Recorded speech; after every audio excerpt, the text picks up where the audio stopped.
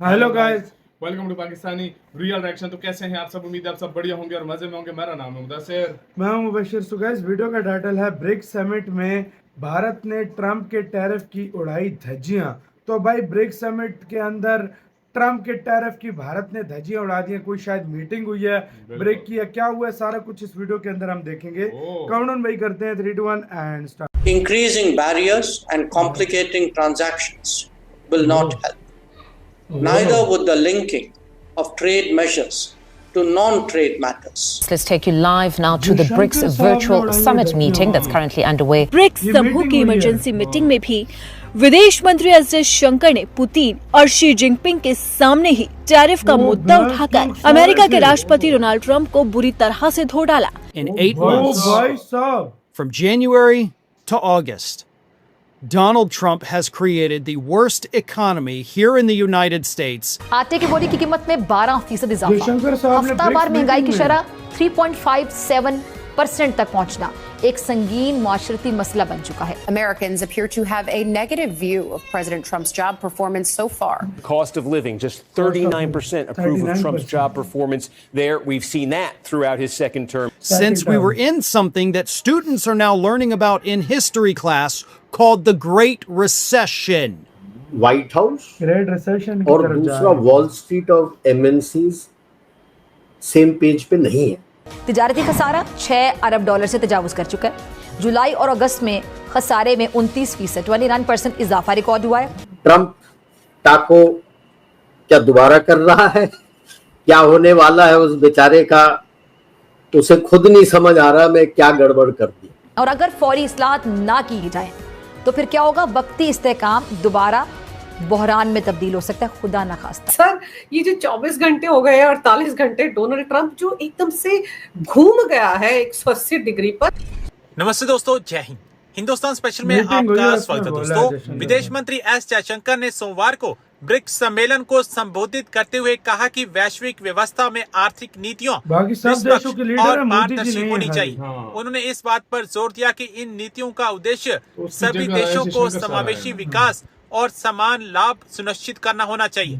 जयशंकर ने कहा कि न केवल तभी एक संतुलित और न्याय संगत वैश्विक व्यवस्था संभव है जब हर देश को बराबरी का अवसर और भागीदारी मिले।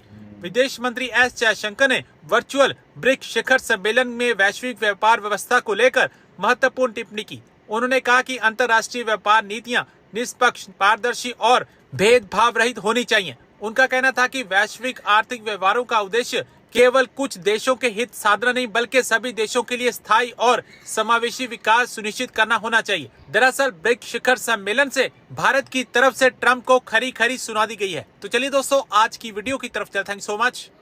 सर, ये जो 24 घंटे हो गए 48 घंटे डोनाल्ड ट्रंप जो एकदम से घूम गया है 180 डिग्री पर, इसकी वजह क्या हो सकती है? अचानक से मोदी मुरीद बन गए। बड़े याद आ रही है मोदी की, मेरा बनेगा दोस्त जब है, ऐसे हमेशा जवाब हमारी जाएंगे दोस्ती रहेगी। ये डंडा चला है कहीं से, हाँ। तब ऐसा हुआ है ये डोनाल्ड डंडा ट्रंप। ही क्या है भाई? मैं शुरू से ही कह रहा हूं, जब से ये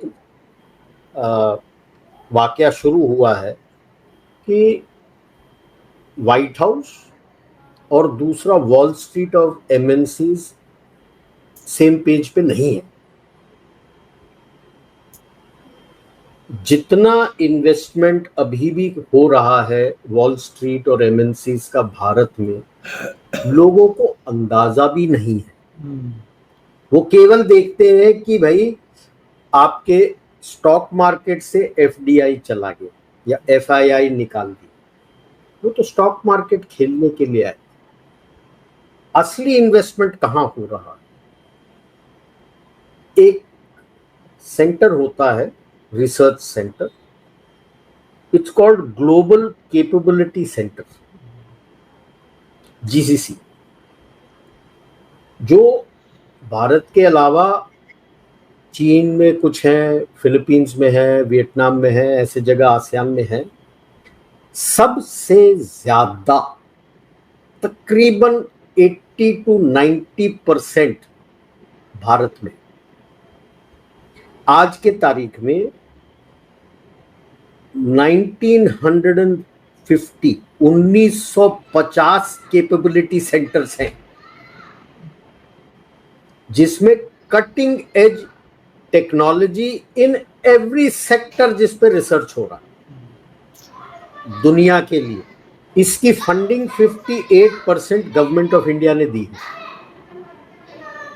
बाकी वॉल स्ट्रीट है, आपके ये टेक कंपनीज हैं, आईटी वाले, आपके बड़े बड़े एमएनसीज हैं, आपके फिनटेक हैं, आपके बिजनेस हाउसेस हैं कि नए मैनेजमेंट में टूल्स को कैसे इस्तेमाल करके how to make it better, you name a sector उस पर रिसर्च हो रहा है। और आपके 18 लाख लोग भारतीय उसको चला रहे हैं और रिसर्च कर रहे हैं।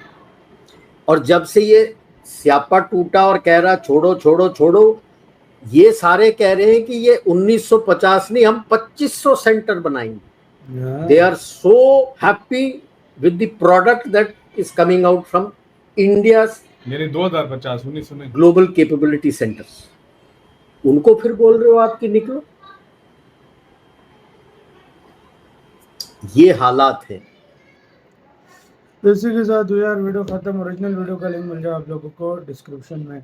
अब आते हैं मेन टॉपिक की तरफ, जो कि है भाई सीधी सी बात है, समिट हो रही थी, वर्चुअल समिट ब्रिक्स की, सारे थे, शी जिनपिंग बैठा था, पुतिन बैठा था, और रामाफोसा बैठा था, लुला बैठा हुआ था, बाकी भी जो भी मतलब इजिप्ट वगैरह भी शामिल हो गए हैं अभी, साथ में अरब अमारात का भी लीडर था। तो ये सारे बैठे थे, बीच में जयशंकर साहब थे और करारा किस्म का हैवी किस्म का जवाब दिया भाई उनको। बिल्कुल ट्रम्प को जवाब दिया है कि भाई आप लोगों की ये टेरर शेरर जो है ना, हम लोग नहीं मानते, ये आप गलत कर रहे हो सारा कुछ। मतलब सरेआम सबके सामने पूरी दुनिया ने ये वीडियो देखी होगी जब ट्रम्प ने जो है ना ट्रम्प के सामने मतलब ट्रम्प को धोया जयशंकर सर ने, जयशंकर साहब ने जो उसको धोया, क्या इज्जत रह गई होगी भाई। इस तरह इनकी होती रहेगी। वो कहते हैं हम नहीं भाई इनके सामने हथियार एक बंदा वो होता है जो प्यार से समझ जाता है, एक बंदा वो होता है जिसके साथ थोड़ा जो जिस तरह का वो टेढ़ा होता है उसके साथ टेढ़े होकर बात करनी पड़ती है, तब समझता है। एस जयशंकर सर अमेरिका को उसको टेढ़ा होकर, जिस तरह वो टेढ़ा है ना, उसी तरह टेढ़ा होकर उनको जवाब दे रहा है, तब वो जाके ठीक होगा। अब इंडिया जो वो करते हैं, इंडिया उसका डबल जवाब देता है। सही बात है। और यही शिफ्ट इंडिया में मैंने बहुत टाइम से देख रहा हूँ, तकरीबन 3 से 4 साल में। इंडिया वो इंडिया नहीं है कि भाई छोड़ो रहने दो, दोस्त मुल्क है, हमें इतनी ट्रेड चल रही है, सब कुछ नहीं। इंडिया कहता है जिस तरह जवाब दोगे डबल जवाब देंगे। ये मालदीव के साथ हम देख चुके हैं, कनाडा के साथ देख चुके हैं, बांग्लादेश के साथ देख चुके हैं, श्रीलंका के साथ देख चुके हैं, पाकिस्तान, चाइना। मैं कहता हूँ कौन सा ऐसा देश है जिसने इंडिया के साथ टेढ़े होकर बात की और इंडिया ने जवाब ना दिया। और अमेरिका कोई एक्सेप्शन नहीं है, अमेरिका को भी दे रहा है। बिल्कुल। आपकी क्या राय है इसके ऊपर? अपनी राय दीजिएगा कमेंट सेक्शन में। आप क्या सोचते हैं सारे मामले के ऊपर? अपना बहुत बहुत ज़्यादा ख्याल रखिए।